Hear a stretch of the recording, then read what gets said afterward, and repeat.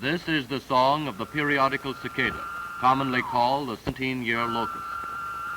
It has been heard re-echoing from the walls of this stately Maryland mansion at regular 17-year intervals since 1768. This region is the home of one of the 14 broods. Brood 10 appeared last in 1936 for a few weeks in June and July. Millions of these harmless insects fill the air with their song. The shrubs and trees were covered with them, crawling, flying, and singing. By mid-July, they had disappeared. The life history of this insect affords a good study of a type of the great order of Hemiptera, or true bugs.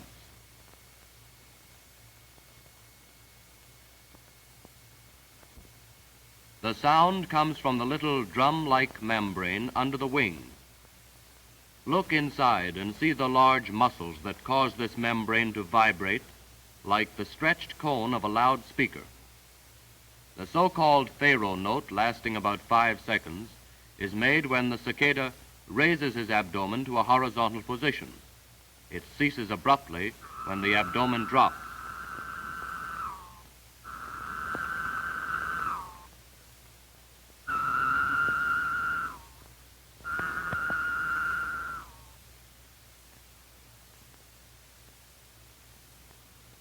Only the male can sing. The female lays the eggs which hatch the little grubs to become the next generation. The eggs are laid through a long tube enclosed in a protecting sheath, the ovipositor. The eggs are inserted deeply under the bark of twigs through the sheath, a chisel-like tool which rips the bark and makes a cavity for eggs. Notice the pump-like motion with which the eggs are laid.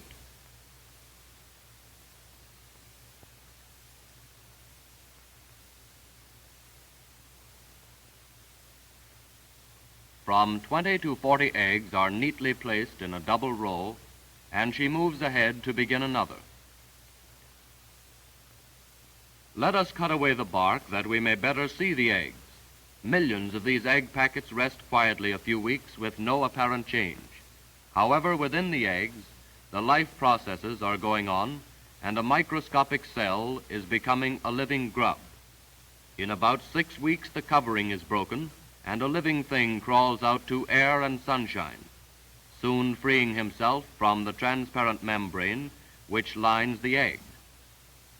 Now, another is crawling out, and still another, and soon all will be free.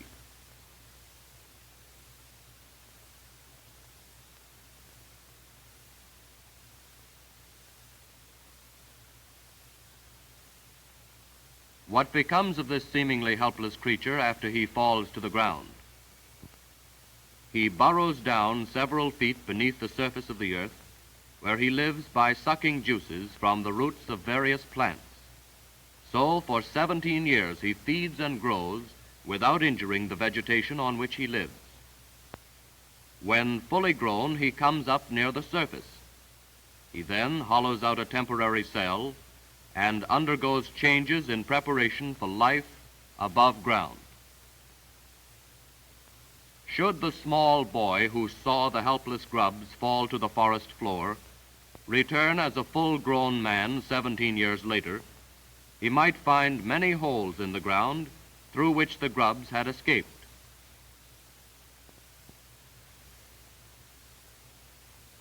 These strange creatures emerge only at night. If the soil is moist, they build chimneys of mud around the exit.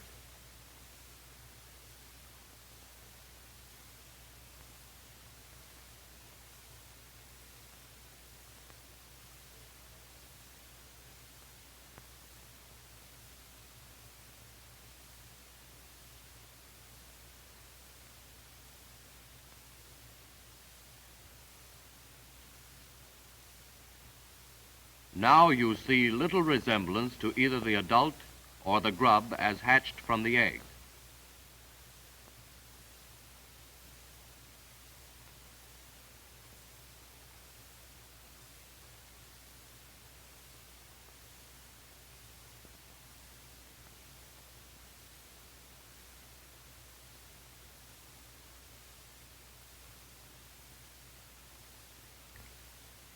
Note the strong forelegs.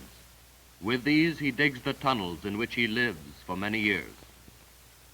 Many thousands of them are moving over the ground.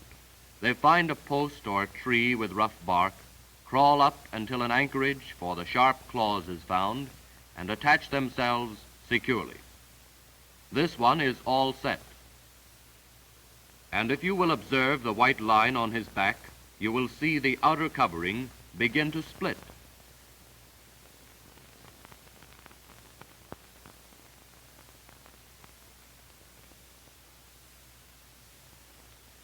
A new covering has grown beneath the old one. At first it is very soft and pliable. The cicada comes out of his old covering in the night or early morning. He seems to have the most difficulty in freeing himself from the lining of his air-breathing tubes, which are shed with the old skin.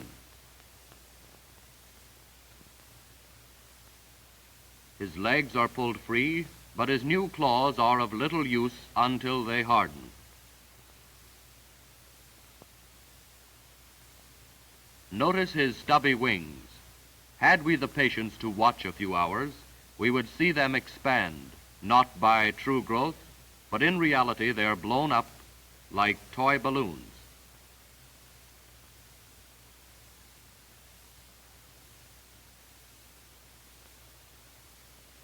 Notice also the gradual appearance of the adult markings.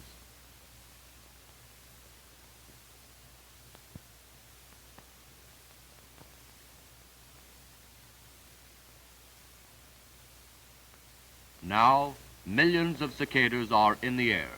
For about 3 weeks they will live as winged insects above the earth. In the brief span of their adult life, they will mate and lay the eggs of a new generation, which will come to maturity 17 years hence.